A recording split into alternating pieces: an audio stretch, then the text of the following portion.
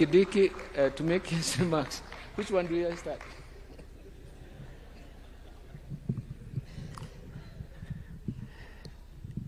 President William Ruto, and all protocols observed as established. Your Excellency, as Governor Sakaja was lamenting here about the exclusion of Nairobi and Mombasa, I was rejoicing because of the inclusion of the 2 refugee camps in this program.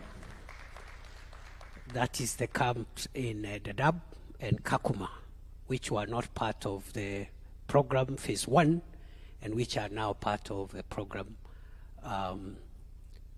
in this phase. So sorry, Governor, and just try next time. Your Excellency, sir, Kenya has been a host of many people from our region who have been affected by war and other causes of displacement in their home countries.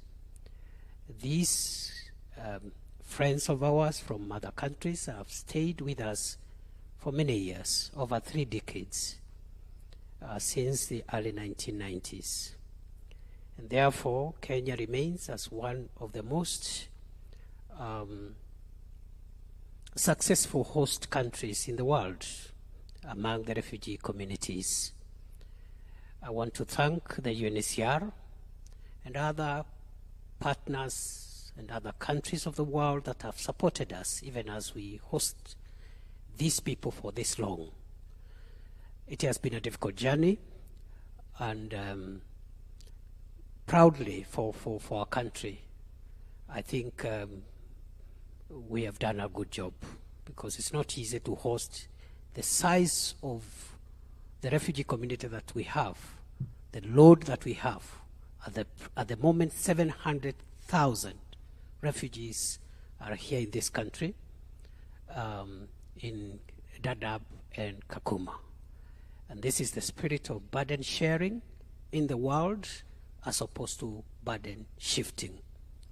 Your Excellency, the situation in those camps has not been very good in terms of social amenities.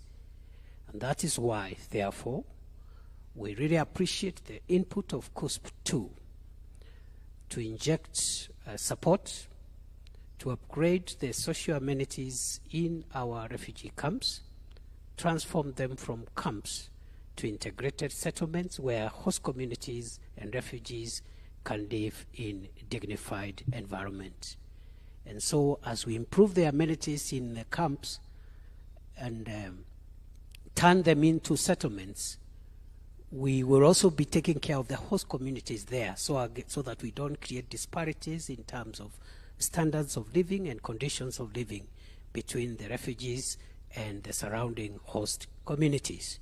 And therefore, Your Excellency, for us, it's a proud moment.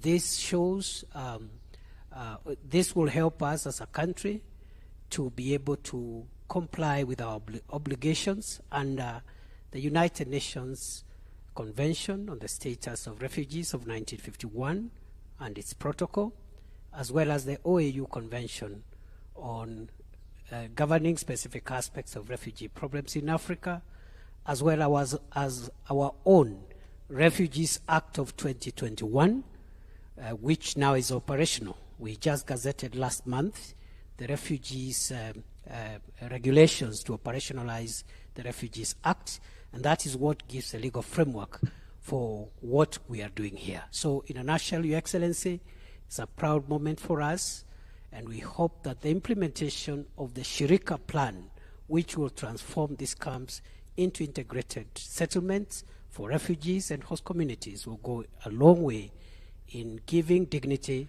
to our brothers and sisters who, for one reason or another, are unable to return to their countries of origin because of situations that are prevailing in those countries. With those many remarks, it's now my pleasure and privilege to invite my sister minister, Alice Wahome, who is in charge of lands, housing, public works and urban development. Welcome, Minister.